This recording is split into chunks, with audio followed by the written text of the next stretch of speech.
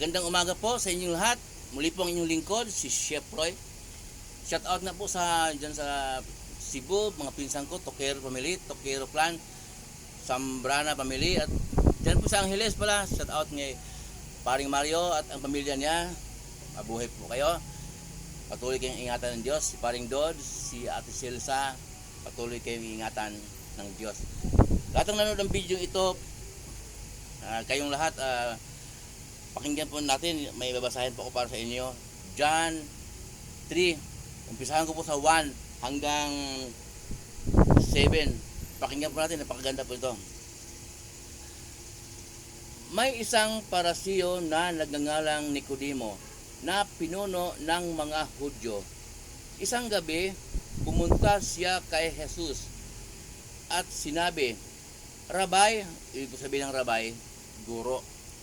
Rabay, nalalaman po namin kayo'y isang tagapagturo mula sa Diyos sapagkat walang makakagawa ng mga himalang ginagawa ninyo kung wala sa inyo ang Diyos.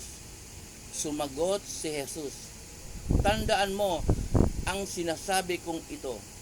Malibang ipinanganak na muli ang isang tao, hindi niya makikita ang kaharian ng Diyos. Paano maipanganak pang muli ang isang taong matanda na? Makakapasok pa ba siya sa sinapupunan ng kanyang ina para muling ipanganak siya? Tanong ni Nicodemo. Sagot naman ni Jesus, tandaan mo ang sinasabi kong ito. Malibang ang isang tao ay ipanganak sa pamamagitan ng tubig at ng espiritu, hindi siya makakapasok sa kaharian ng Diyos. Ang taong ipanganak sa laman ay laman, at ang ipinanganak sa espiritu ay espiritu. Huwag kang magtataka sa sasabihin ko sa iyo. Kayong lahat ay kailangang ipanganak na muli. Yung sabi po ng ating Panginoong Jesus kay Nicodemo. Kayong lahat kailangang ipanganak na muli. Ang sabi po ng Panginoong Hesus, kailangan, kung hindi daw ipanganak muli, hindi natin makikita ang kaharian ng Diyos. Sabi niya naman ni Nicodemo, paano daw ipanganak ang isang taong matanda na? Makakapasok pa ba siya sa kaharian? Makakapasok pa ba siya sa sinapunan ng kanyang ina? Matanda na siya. Yun ang sagot ni Nicodemo. Paano daw siya ipapanganak muli? Kung matanda na siya, makakapasok pa ba siya sa sinapunan ng kanyang ina para ipanganak muli? Yun pong tanong, yun po ang sagot ni Nicodemo. Ay, sabi po ng Panginoong Hesus, sa baba po, sabi ng Panginoong Hesus, hindi ko lang tinuloy pagbabasa. Sa baba po, sabi ng ating Panginoong Hesus, guro ka pa naman sa Israel, Nicodemo.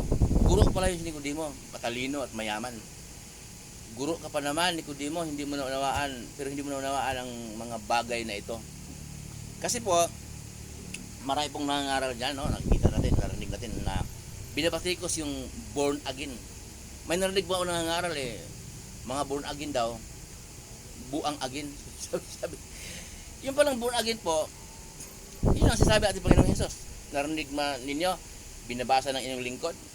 Sabi ng Panginoong Hesus, huwag kang magtaka sa sasabihin ko sa iyo, Nicodemo. Okay? Kayong lahat kailangang ipanganak na muli. Na muli. Kasi yung born again po, English yun huwag natin pagtatawanan. Yung born again po, yung, di ba, madali naman, common sense naman. Ang Tagalog noon, pinanganak muli. Sabi ng ating Panginoon Jesus, lahat pala tayo kailangan ipanganak muli. Kasi po, nung panahon yon, ang turo ng mga pagturo ng kautusan ay yung 10 utos, pinalitan ng Diyos dahil kulang. Pinadala ang kanyang kaisang anak at Panginoong Jesus upang yung bagong turo, bagong tipan, bagong kasunduan ng Diyos sa mga tao, si Jesus ang magturo. Kaya sabi po ng Panginoon Jesus noon, kailangan Yung panahon yun, kakausap niya sa Nicodemo, kailangan daw tayong lahat ipanganak muli. Sa panahon naman natin ngayon, kung mayroon pang hindi nakaunawa na si Jesus ang daan at ang katotohanan at ang buhay, na hindi makakapasok sa kaharian ng langit kundi sa pamamagitan niya. Kung mayroon pang hindi nakakaalam, kailangan ipanganak na muli. Kasi baka bigla tayong mamatay Tapos natagpuan tayo na hindi tayo mananampalataya kay Jesus. Hindi pa natin alam na ang turo ng ating Panginoong Jesus, siya ang ipamumuhay natin sa araw-araw. Kaya kailangan ipanganak muli. Kahit matino ka pa, mabait ka nga, wala kang bisyo, matulungin ka, pero pagdating sa ating Panginoong Jesus, pinipilisopo mo ang mga nangangaral at narinig mo. Hindi na kailangan magbago ako, hindi na kailangan baguhin ko sarili ko. Mabait naman ako, wala mong kaaway. Not counted po yung kumbaga sa basketball. Kumbaga sa basketball, tumira ka nga, na-shoot, not counted, traveling. Kasi nga, hindi mo kinikilala si Jesus. Pinadala nga ng Diyos dito si Jesus para sumusampalataya kay Jesus, aprobado ka na sa Diyos na makapangyarihan sa lahat. Si Jesus ang daan. Daan yung sa ating pananampalataya, si Jesus ang daan. Dadaan tayo kay Jesus para marinig ng Diyos Ama ang ating mga kahilingan at mapansin tayo at tayo nagbago na nga. Hindi pwedeng magbago ka lang sa sarili mo. Yun po ang sinasabi ng ating Panginoon Jesus na kailangang ipinanganak na muli. Dahil dumating na siya. Okay? Dumating na siya. Kailangan born again tayong lahat. Hindi pwede yung panahon ng may panahon po kasi ang may time element ang kasunduan ng Diyos. Ang Diyos nakipagkasundo kay Abraham. Pagkatapos nakipagkasundo siya. Ibig sabihin nakipagtipan. Nakipagtipan siya kay Moises. Maraming propeta. Ang huling propeta sa Old Testament si Malakias. Dumating ang kanyang anak at Panginoong Jesus, pinadala niya sa lupa, nakipagkasundo siya sa tao. Ang Diyos nakipagkasundo sa tao.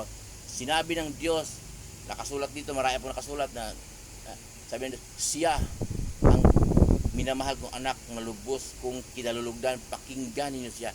Nagsalita ang Diyos galing sa langit, narinig ng mga tao. Hindi gaya ng panahon ng mga propeta na nagsalita ang Diyos sa mga propeta. Propeta lang. Ang propeta naman ang magsasabi sa mga tao.